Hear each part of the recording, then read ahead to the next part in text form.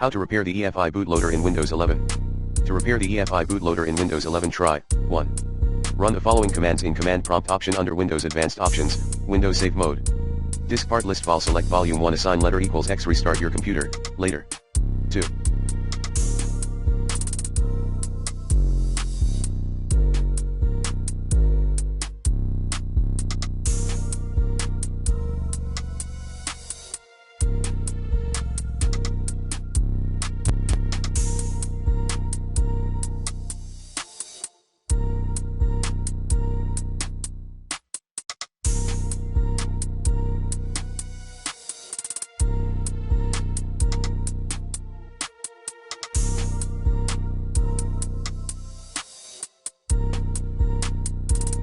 Plan B.